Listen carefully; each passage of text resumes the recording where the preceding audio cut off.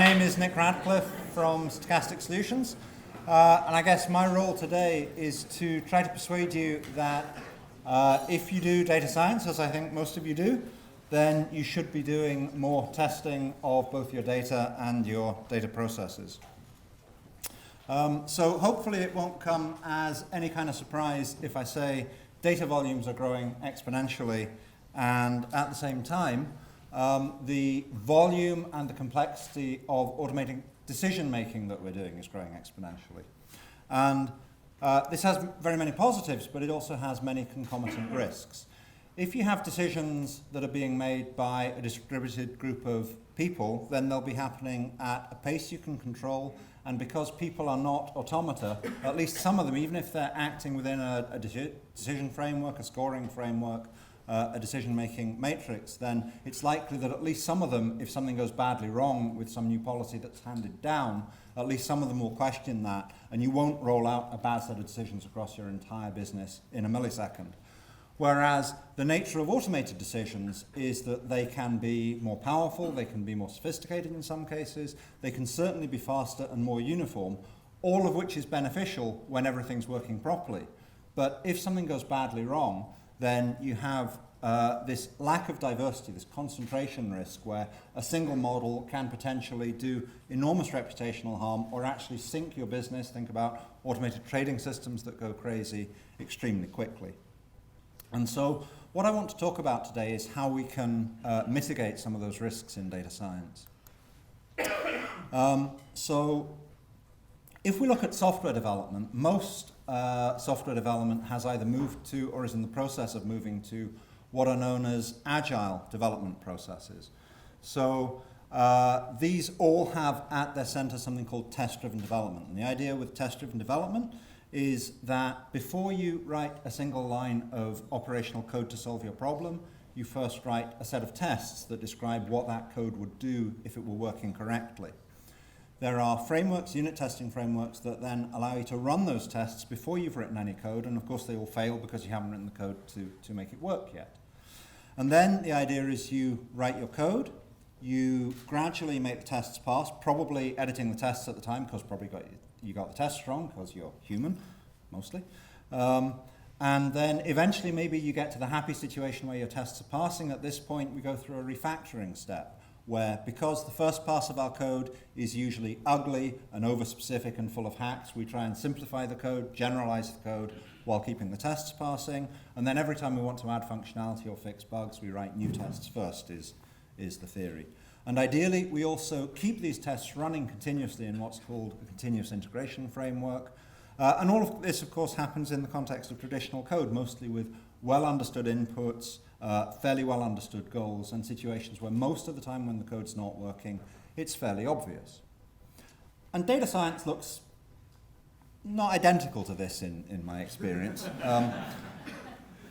Because always when we develop data science, we always do it in the context of a data set. That data set's never properly documented. It's always riddled with errors. We spend time trying to understand the data, trying to understand the problem domain, trying to understand our algorithms, and it's all a big mess. And because of this, I find that when I'm doing data science, I'm constantly trying to harness my inner Jeremy Paxman. Many of you will know Paxman as the famously aggressive political interviewer who, when asked, what are you thinking when you're interviewing politicians? And what he said is what's going through his head constantly on a loop is, why is this lying bastard lying to me? I hope that hasn't offended anyone. It's a verbatim quote. And this is basically what I'm thinking when I'm doing data science. I'm constantly thinking, how is this misleading data misleading me? Why are the conclusions I'm tempted to draw false? What am I getting wrong here? How am I being fooled by this data? And so the idea with test-driven data analysis is that we take these excellent ideas from test-driven development for testing software for correctness and extend those to make them more applicable to data science. So we add tests for, as far as we can, the meaningfulness of our analysis, the correctness and validity of both our input and our output data, and also for, if at all possible, the correctness of our interpretations, which is really tough. And this is what we mean when we talk about test-driven data analysis.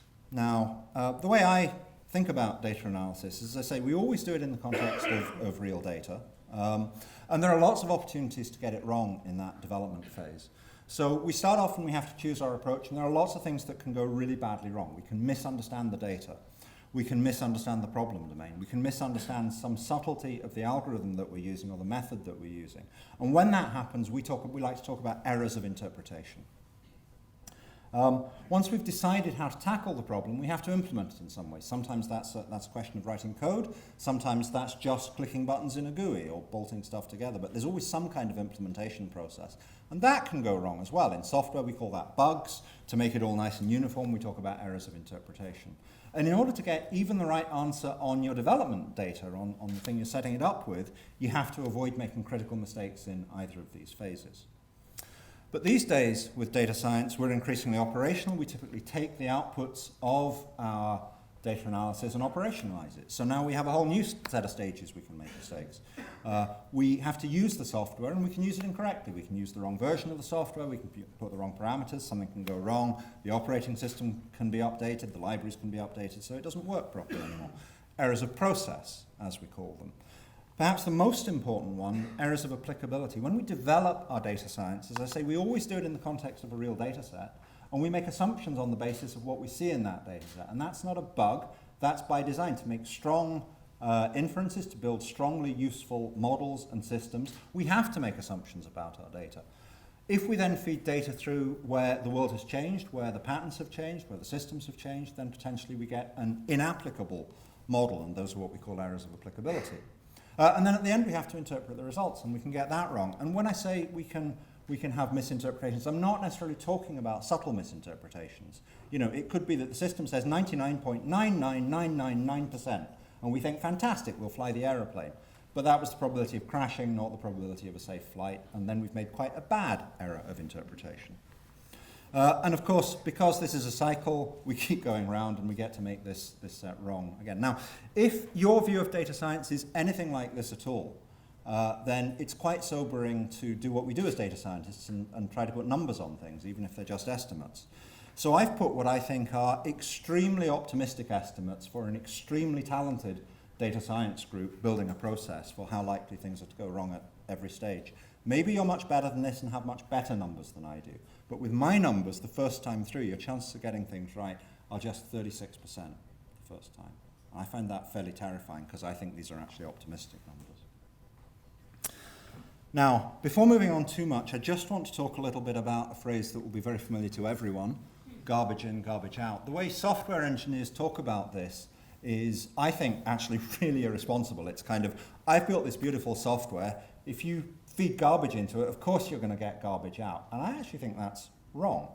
I certainly think it's pessimistic, and it's definitely not good enough for data science. For data science, and I would argue for most software, at the very least we should be trying to detect bad data when we can, garbage when we can, and spit out errors or warnings if things look wrong. We can't do it all the time because sometimes bad data looks exactly like good data, but in many cases we can detect it and should detect it.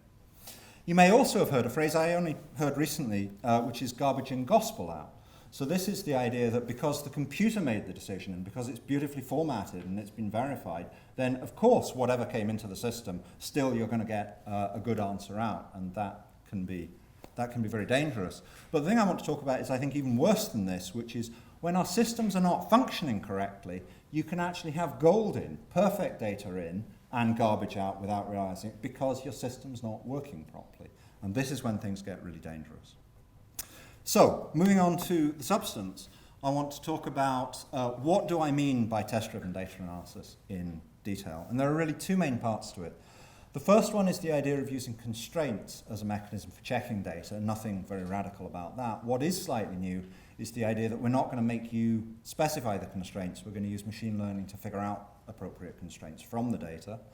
And the second thing is the idea of reference testing, so taking this idea of testing software and transferring it to testing processes. And we have some nice support libraries for that, but we also have in alpha at the moment the idea of actually getting those tests generated automatically for you, again using artificial intelligence. Now, the stuff that I'm talking about, we have commercial versions of all this in our Miro software, but we've extracted almost everything that I'm talking about today, in fact everything I'm talking about today, into an open source Python library that's on the Python package index. It's available in open source form on GitHub as well. It's liberally licensed. It runs on all the Pythons on all the platforms, so you can use this stuff. And I'm going to take you through it. So let's talk first of all about the use of constraints for checking data. So the first part of this, as I say, is not super new. It's the idea that you have a data set, you have a set of constraints that describe things that ought to be true of that data, and you have some kind of a verification process, in our case the TDDA verify command, and that will spit out for you, according to your taste, a report on your data quality, potentially a set of alerts if things are sufficiently bad, and actual lists of failing values, failing records that you can do something with and hopefully fix your upstream processes. The new part is the idea that we take some training data, ideally data that you've checked to some extent and believe to be good, but even if you haven't done that, still use this process. You feed it into the magical AI bit of TDDA, and it generates for you a set of constraints that are true for that data, and that would have been quite tedious for you to work out, and in some cases would have been extremely difficult for you to work out, and it spits those out as a set of constraints. So this leads to a cycle where we, on training data, run this discovery process. We ideally look at the constraints that are generated. They're spat out as JSON. They're quite easy to look at. You can edit them because everyone loves editing JSON. Commas, my favorite thing in JSON. And then we can validate that things are working. So maybe we modify the constraints because maybe, although it's artificially intelligent, maybe you have even more intelligence, maybe you have more domain knowledge, maybe not everything's perfect. Ideally then the constraints should pass on your original data. The generated constraints will pass on your training data. If you've edited it, then unless there were actually problems in your training data, they should pass as well. And then you start using these. So you run verify processes on new data in batch or in real time. You monitor what's going on. You potentially update your rules and so forth. So we'll look in a little bit of detail at what this looks like. So using the library, I've got a tiny data set here, just 20 records and 6 fields. It's banking transaction data. Although it's a Python library, it has a command line interface as well, so you don't have to be using Python to generate to benefit from this. So you get a command line tool after you've pip installed it, and you can say TDDA discover. You have to say -r if you want the regular expression bit. Specify your training data, in this case a CSV file, but it could be a database, it could be a data frame, it could be almost anything. And where you'd like the constraints to go, so we usually use a TDDA extension for that. And it will write out, first of all, a whole load of metadata, because hopefully we all love metadata. But also it will start writing constraints. So it will write constraints about the account number, that it should be an integer, that it should be in a certain range, that it should be positive, that it shouldn't have any nulls, that it shouldn't have any duplicates, and so forth. Because these things are all true of this training data. It understands date types, date and time types, so it does different things for those. Handles string data quite differently, and this is some of the cleverer stuff. It doesn't specify minimums and maximums for strings, because that's normally not very meaningful, but it does specify minimum and maximum lengths. It also, in one of our favorite bits, will generate regular expressions to characterize those strings from the examples, and I'll talk in a little bit more detail here, but for those of you who do and those of you who don't, this string here is a description of the pattern of a postcode, so it's saying, in a slightly cryptic way, it's 2 capital letters followed by a space, followed by 1 or 2 digits. No, not followed by a space, sorry. It's 2 capital letters, followed by 1 or 2 digits, followed by a space, followed by a digit, followed by 2 letters. And we'll look at that in a bit more detail. And in other cases, it will look at this account type string here and say, actually, there aren't very many values here. It looks categorical, so we'll say these are the only allowed values. So it carries on and does this for you. And if you then use the verify command, the TDDA verify command, on that same data without editing the constraints, you're guaranteed, bugs apart, and we don't write bugs, we try very hard not to write bugs, and we have tests for that, then you're guaranteed that the constraints will all pass when you pass your training data through it. But if you have other data that has the same structure, or even different structure, and it will potentially detect problems there, you can run the verify command on that, and in this case we're just passing 100 records through. 21 of the constraints still pass, but in this case 9 of them don't. And then when you're in that situation, there's a variant called the detect command where you can actually specify where you'd like the output to be written, in this case again into a CSV file. It will actually dump out the failing records for you. It tells you that 76 of the records passed, but 24 of them failed. And the kind of stuff it writes out is this. So we have the original fields for the failing records. We have indicator columns for each failing constraint with a ticker across, or a 1 or a 0. We have a number of failures for each record. And then if we look at the first few here, the first few are all failing on just one constraint, which is the account number minimum, and they're all failing because the constraint that got generated was that the minimum allowed value was 8 digits starting with a 1, but it's got the 74,000 on the end. Now, almost certainly the minimum allowed value ought to be 10 million, not 10,074,173, so you'd probably edit the file at that point. Maybe there shouldn't be a maximum at all, or maybe it should be an 8-digit number. Some domain knowledge will help you with that. But it's done a pretty good starting point. And part of the idea is that people don't like starting with a blank sheet of paper or a blank Excel and writing down 1,000 constraints, but maybe they're much more willing to edit constraints, especially if you get the satisfaction of saying, ha! Artificial intelligence wasn't so bloody artificially intelligent, was it? More like artificial stupidity, which is unfortunately sometimes what we get. I'll talk a little bit more about RexPy, which is the part of this that handles strings, because I think this is one of the cleverer parts. So many of you will know regular expressions. If we take this string, a New York phone number, 212-977-0031, there are many regular expressions that that string matches. One of them is the string itself, so the up arrow matches the start of a string, the dollar matches the end. We have to put backslashes in to escape special characters. So the most specific regular expression that this telephone number matches is, of course, itself, 212-977-0331. That obviously would kind of be over-specific, a bit like overfitting. At the other end of the scale, it also matches this. In fact, every string matches this, because dot means any character, star means 0 or more occurrences of it. So this regular expression says you start, you have some number of characters, at least 0, and then you stop. Well, all strings match that, so that would be kind of underspecified and underfitting. But in between, we have, we could say, well, it's 3 digits in the range 1 to 2, followed by 3 digits in the range 7 to 9, followed by 4 digits chosen from 0, 1, and 3, for example. Or we could have what RexPy tends to generate, more like, it's 3 digits followed by a dash, 3 digits followed by a dash, 4 digits followed by a dash. Or you could be a bit less specific than that and say, well, it's at least 1 digit followed by a dash. So plus is 1 or more digits. And the point is, the point is that these things are incredibly powerful, they're incredibly widely supported, but they're quite hard for humans to write. Another simple example from the US would be, if you have state and zip codes, you would describe this as 2 capital letters, so the square brackets are ranges of values, followed by 5 digits in a different format, again, start and end of string. Now, a very wise man, Jamie Zawinski, some of you will know, said in the 90s in his Usenet signature, some people, when confronted with a problem, think, I know, I'll use regular expressions. Now they have 2 problems. And what he was alluding to was the fact that regular expressions are fast and powerful and very widely supported and an essential tool in every data scientist's toolkit.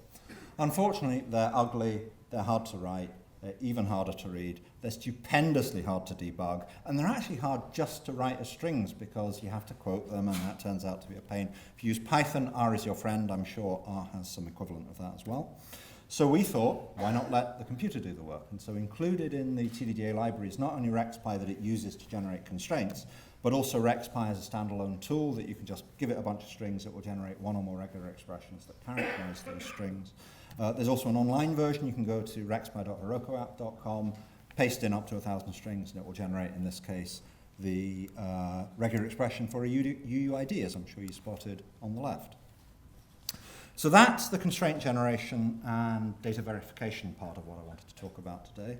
It's all available. I hope you'll check it out. The other part is reference testing and automatic test generation. This is very strongly connected to the idea of reproducible research, and I'm looking forward to the talk later this afternoon from Mina on that. The idea with reference testing is you already, when you develop data science, you have some process for deciding when you're happy with it. You do it, you either decide you believe the results and you're going to pass them on and use them, or it was all a waste of time or didn't work and you throw it away. The idea with reproducible research and with TDDA is that at that point you should capture your inputs, You should capture your outputs.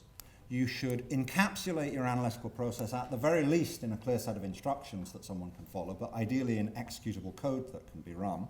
And that's really the reproducible research idea, and then someone else can come and run it and check it.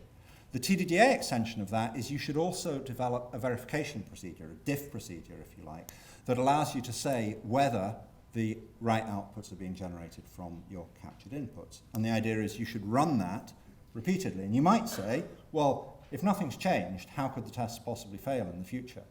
And hopefully you're all going to laugh at this point because you'll all realize there are 1,000 reasons why the tests could fail. The operating system might update itself. You might update the operating system. You might update your software. A helpful colleague might edit the code for you. You might edit your code, just making some tiny little change that couldn't possibly damage anything.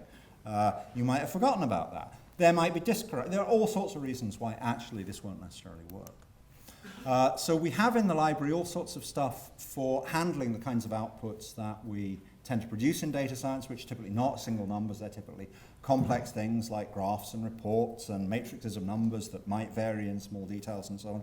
So we have lots of stuff for helping with that. But the bit I really want to talk about today is something that we have in alpha and will be available in the open source version fairly shortly. We have it working, we just haven't released it. And this is this idea of automatically generating reference tests. And the way that this works is you still have to record your inputs, you still have to capture your process as a script, but our purple testing robot, GenTest, will do the rest for you. So it will capture your outputs for you, and it will develop a verification procedure for you, and it will write tests. It will write them in Python, but again, it's not restricted to Python, it's just it uses Python to execute this stuff. And purple testing robot, you literally give it a command to run, it can run any code you like on the system. You give it that command, and it spits out two things: a test script that you can run that will test whether the command's running correctly, the process is running correctly, and it will capture the reference outputs for you and stick those in a subdirectory. And you may say, really? That sounds awfully like artificial intelligence. How could it possibly know what to do? And the answer is, well, of course it's a bunch of heuristics. Sorry, of course it's artificial intelligence. And the sorts of things it does is it looks at what goes out to the screen. It looks at the std_out stream, it looks at the std_ir stream, it captures those. It runs the code multiple times and looks at how the outputs vary. It looks at the file system and sees what files get generated. It looks at the exit code. It looks at the environment and says, well, this seems to use the string Bartok a lot, but I notice your machine's called Bartok. Maybe that's not a fundamental part of the output. Maybe this date that's in the output, that seems to be awfully close to the time the code was running.